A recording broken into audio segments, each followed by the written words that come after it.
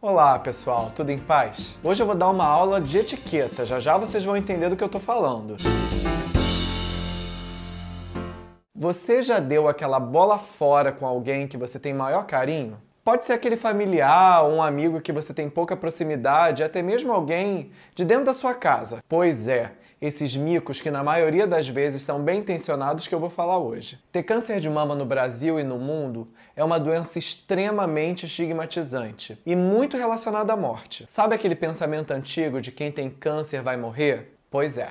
Essas ideias erradas sobre câncer de mama e tantas outras doenças socialmente cruéis, como HIV nos anos 80, ainda fazem com que as pessoas sejam cruéis com quem está em tratamento. Eu imagino que ninguém aqui deseja que uma pessoa passe por situações constrangedoras e muitas vezes desnecessárias, né? Então vamos lá. Eu separei 5 frases que jamais, em hipótese alguma, nem que o céu caia na terra, você deve pensar em falar para uma mulher que está em tratamento de câncer de mama. A primeira é: Deus não deixa ninguém carregar uma cruz maior do que possa suportar. Já comecei com um assunto polêmico, religião. Todo mundo deve concordar que câncer é algo que ninguém deseja para si ou para o próximo, né? Começar refletindo desse ponto vai nos ajudar a compreender o seguinte: independente da sua religião, cristã ou não, politeísta ou monoteísta, a premissa maior de todas elas é o amor, não é mesmo? Dizer para alguém que está em tratamento que ela está passando por aquilo porque Deus permitiu e por isso ela é capaz de suportar é atribuir a Deus uma condição de punição que pode ser muito equivocada. Das religiões monoteístas, a principal delas aqui no Brasil é a católica. Ela estruturalmente nos faz refletir sobre um Deus que tudo sabe, tudo conhece. Essa natureza de pensamento pode ser aplicada para quem professa essa fé. E você pode estar sendo cruel com alguém que nada fez para merecer estar nessa situação. Misturar religião com afeto, ou até mesmo evangelizar alguém vulnerabilizado por um diagnóstico e um tratamento, pode ser muito inapropriado, principalmente se essa pessoa não te pediu qualquer tipo de conselho. Sacou? Segunda frase: precisou tirar a mama? Historicamente, a mama representa para a mulher a maior parte da sua feminilidade. Ter câncer de mama e ter que tirar a mama é uma ameaça real para qualquer mulher que tenha esse diagnóstico. Além da função reprodutiva da amamentação, as mamas possuem protagonismo na sexualidade e até mesmo na política, como os protestos feministas. O cientista social Erving Goffman, no livro Notas sobre a Manipulação de uma Identidade Deteriorada, descreve a relação social entre as pessoas estigmatizadas e as normais. Ele segue descrevendo a diferença entre identidade real e a identidade virtual. A identidade virtual é aquela baseada nas expectativas socialmente criadas de que alguém possui características comuns aos outros dentro de um determinado ambiente social. No nosso caso, 2 mamas, como socialmente se espera da maioria das mulheres. A identidade real corresponde às verdadeiras características encontradas no indivíduo. No caso da pessoa tratada com a mastectomia, é a perda de uma das mamas. Dessa forma, quando há um distanciamento entre a identidade virtual e a identidade real em um aspecto positivo, a gente está falando de uma característica que denota um prestígio.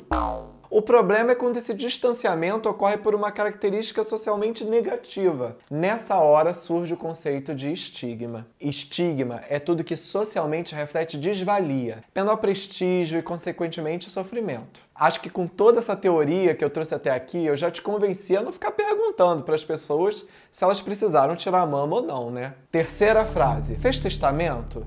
Vai que, né? Ninguém merece esse tipo de pergunta. Alguém está vulnerável porque está em tratamento e você aí preocupado com a divisão dos bens dela? A famosa frase de Freud, quando Pedro fala de Paulo, sei mais de Pedro do que de Paulo, é uma forma bem didática de exemplificar o conceito psicanalítico das projeções. Mas Pedro, você não está viajando demais nisso? Tô não, se liga só. Projeções constituem os comportamentos e pensamentos que são atribuídos ao outro, mas que na verdade são formulações nossas. É tudo aquilo que não gostamos e que não aceitamos. Dessa forma é mais fácil pensar que o outro pensa e faz algo incorreto ou antiético do que admitirmos que nós mesmos estamos diante desses pensamentos. Sugerir que alguém se preocupe com bens sem saber nem se a pessoa está ou não grave a ponto de planejar a própria morte pode ser um bola fora daqueles que dá até divórcio. Quarta frase: seu cabelo é peruca?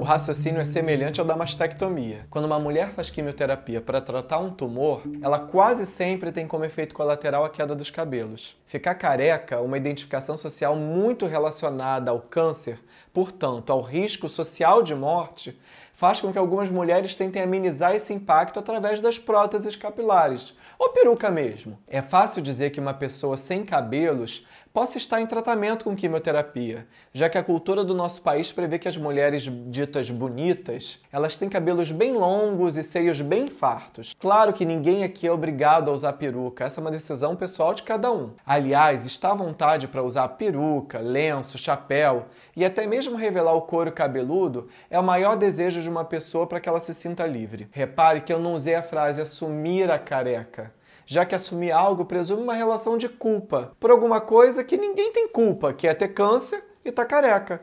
Quinta e última, mas não menos importante, se refere às mulheres casadas. Mas seu marido tá aceitando você bem assim? Oi? Marido aceitando bem o quê mesmo? É pra chorar de tristeza saber que alguém ouviu isso. A pessoa tá doente, em tratamento, pode estar ou não angustiada com isso ou com aquilo, e vem alguém bem machista, aliás, e não se preocupa a mínima com o que ela sente. Tá mais preocupado com o marido dela. Ó, fica de olho, hein? Gente assim, melhor passar longe. Mas falando sério, o patriarcado no Brasil e em grande parte do mundo é uma realidade extremamente dura e cruel. Ele é considerado o alicerce da sociedade contemporânea. É uma forma de autoridade concedida ao homem, que nos coloca acima das mulheres em ambiente domiciliar e em todas as organizações sociais, como consumo, legislação, política, cultura e tantas outras. Pelo patriarcado, o papel social da mulher é inferior ao do homem, em todos os quesitos, seja economicamente, profissionalmente, fisicamente e, nesse caso, infelizmente, emocionalmente. O patriarcado está intimamente relacionado ao machismo estrutural,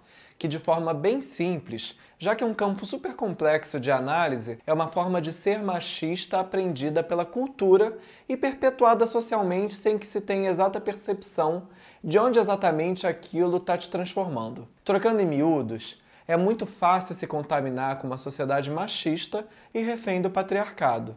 E não pense que eu estou falando apenas dos homens, não. As mulheres, infelizmente, muitas vezes, sem nem se darem conta, reproduzem o machismo por terem recebido essa forma impositiva de pensar ao longo da vida. Se a gente fosse fazer uma analogia entre a mulher que está vulnerável pelo tratamento do câncer de mama com uma vítima de violência doméstica, por exemplo, e aí eu estou falando do estudo da vitimologia, seria como se a mulher fosse culpada por estar doente e isso causar qualquer transtorno emocional no seu marido. O termo culpabilização da vítima é o ato de desvalorizar a vítima de um crime e, com isso, torná-la culpada pelo ocorrido. Esse termo foi descrito pelo psicólogo William Ryan no livro Blaming the Victim, que em português seria Culpando a Vítima. Ele foi escrito em 1971 e ainda continua muito atual. Então, com todo respeito aos maridos das mulheres com câncer de mama, que devem sim ter apoio e suporte tantas vezes profissional, mas não devem ocupar o protagonismo da história de quem está doente. Isso se chama falta de empatia. Essas frases, como tantas outras que vocês podem me ajudar comentando aqui, refletem o quanto ainda é forte o que chamamos de construto social do câncer de mama. Isso quer dizer que, socialmente, temos uma forma pré-estabelecida de nos comportar sobre um assunto que nem pensamos direito. Isso é capaz de fazer um mal enorme. E para isso eu já deixo a dica. O que mais uma pessoa doente precisa é de afeto, carinho e, escuta. Não se desgaste tentando encontrar aquela frase que vai mudar o curso do sofrimento de alguém. Você provavelmente não vai conseguir e ainda pode ser muito, mas muito inadequado. Se não souber como agir, apenas abrace, se coloque à disposição. O melhor remédio para quem está em tratamento de câncer de mama é não se sentir só. Então é isso, gente. Muito obrigado para quem assistiu esse vídeo até aqui. Pode comentar, deixa aqui embaixo o que vocês acharam e outras frases até que vocês já ouviram ou já falaram e se sentem culpados. Deixa aqui embaixo e a gente continua esse assunto lá nos comentários. Um beijo para vocês e até semana que vem.